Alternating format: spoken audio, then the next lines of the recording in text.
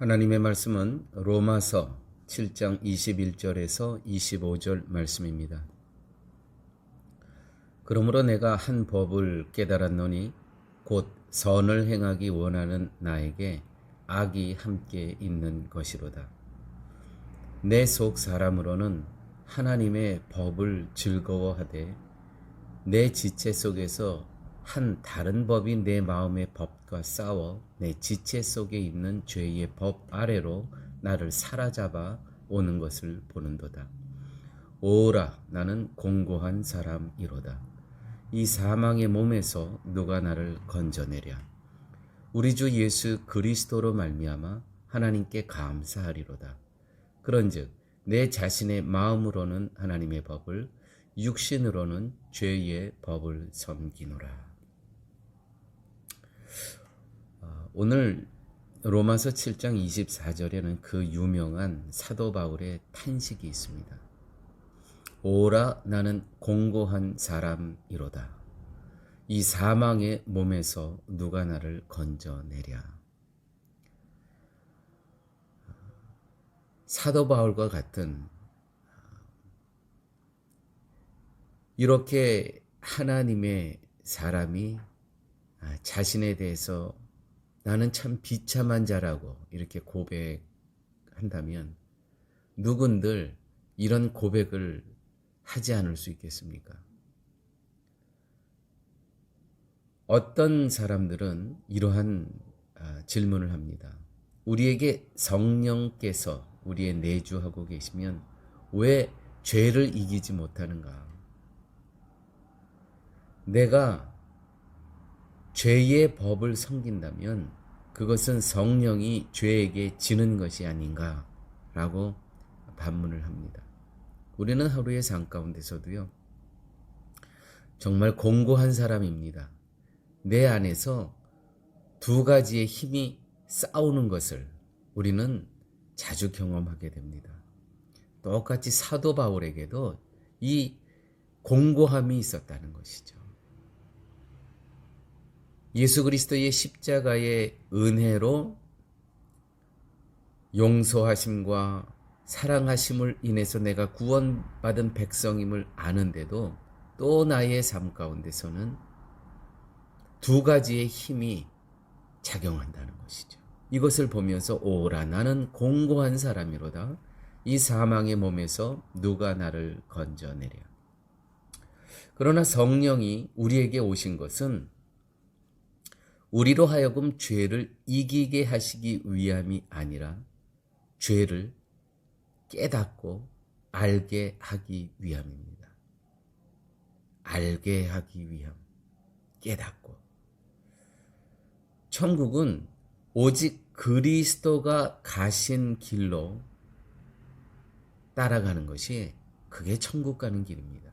그것을 그리스도께서 가신 길을 보게 하여 주시고 따라가게 하시는 역할, 이것이 성령 하나님의 역할이십니다. 그래서 성령은 인간의 죄인됨을 알게 하시고 인간은 사망의 몸이라는 것을 발견케 하시고 우리를 살리신 그리스도를 의지하도록 하십니다. 사망에서 건지신 주님의 의를 의지하게 만드시는 분, 그분이 곧 성령 하나님이십니다. 성도는 십자가의 은혜가 내게 생명되어서 나를 용서하시는 힘으로 살아가는 존재입니다. 그렇기 때문에 세상 것을 힘으로 여기지 않게 됩니다. 세상 것을 힘으로 여기지 않기 때문에 세상 것으로 다투고 비교하고 시기하는 것을 부질없는 것으로 여겨지게 됩니다. 우리 모두 세상 것이 아닌 그리스도의 용서와 사랑의 은혜로 살고 있음을 항상 자각하게 하시는 분, 이분이 바로 성령 하나님이십니다. 그래서 사도 바울은 이 사실을 깨닫고 25절에 우리 주 예수 그리스도로 말미암아 하나님께 감사하리로다.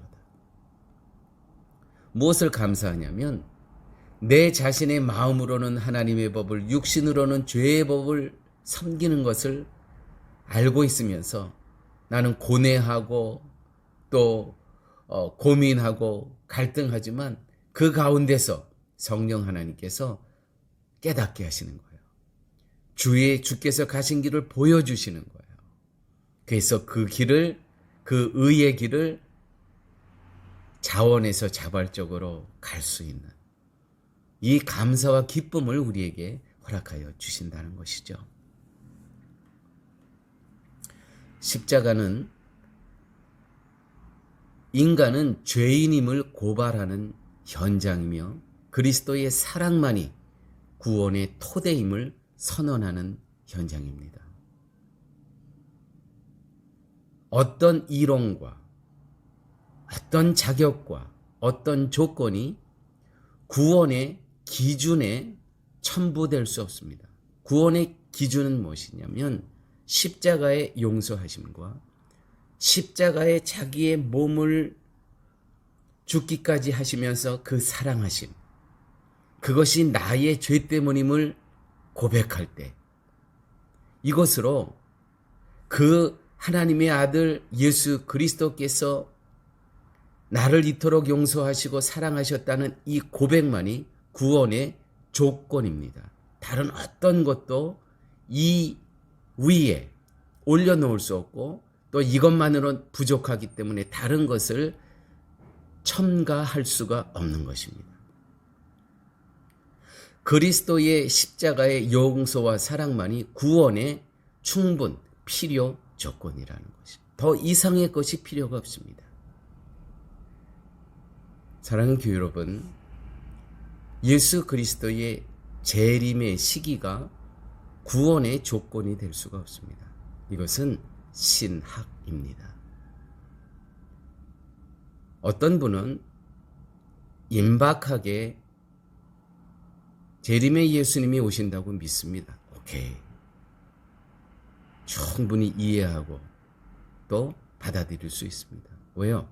그것은 그분이 성경을 보면서 해석한 부분이기 때문에 식이 맞습니다.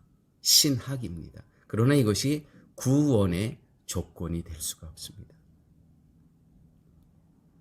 또한 이뿐만이 아닙니다.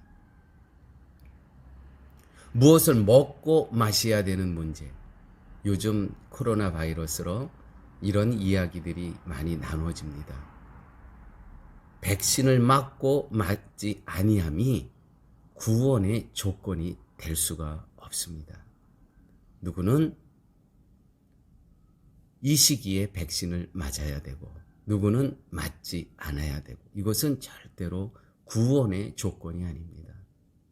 오직 구원의 조건은 예수 그리스도의 십자가의 용서와 예수 그리스도의 십자가의 사랑만이 이것이 구원의 충분 필요 조건입니다. 구약에 보면 이스라엘 백성들은 먹는 음식으로 이방인과 철저히 구별하여 먹는 음식으로 선민임을 자처하였습니다. 그래서 그들은 한 테이블, 식탁 테이블을 이방인과 나누지 않았습니다. 먹는 것으로, 음식의 종류로 철저히 이방인과 구별하였습니다. 그런데 예수님께서는 정결한 음식과 부정한 음식의 구분을 폐하셨습니다. 그 담을 허셨습니다. 마치 휘장이 갈라진 것처럼. 마가복음 7장 19절 말씀입니다. 모든 식물을 깨끗하게 하셨느니라. 모든 식물을 깨끗하게 하셨느니라.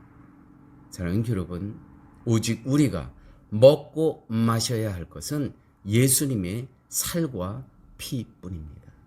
이것이 구원의 충분 필요 조건입니다. 사도 바울은 오라 나는 공고한 사람이로라. 이 사망의 몸에서 누가 나를 건져내랴. 그렇습니다. 때에 대한 갈등도 있을 수 있고 또 백신에 대해서 먹고 안 먹는 거에 대한 고민도 있을 수 있습니다. 그러나 사도 바울이 깨달은 것은 우리 주 예수 그리스도로 말미암아 하나님께 감사하리로다. 성령 하나님께서 깨닫게 하여 주셨다는 것이죠. 무엇을? 십자가는 우리의 죄인됨을 고발하는 현장이며 그리스도의 사랑만이 구원의 토대임을 선언하는 현장임을 깨닫게 되었다는 것이죠. 할렐루야. 아무쪼록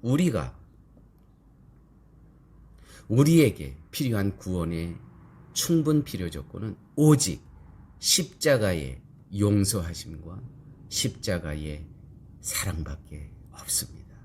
함께 기도하십니다. 아버지 하나님 감사합니다.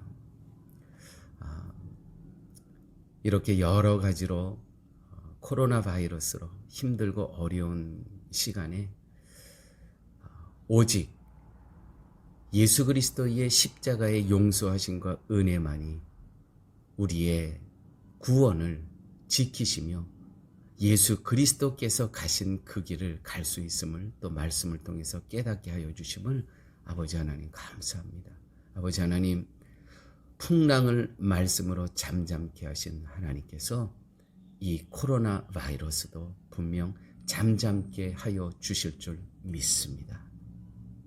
이 믿음 갖고 이 시기에 십자가의 은혜에 감사하고 기뻐하며 또 그리스도와 함께 깊은 영적인 사귐의 시간을 멈추지 않도록 우리 주님 함께하여 주옵소서.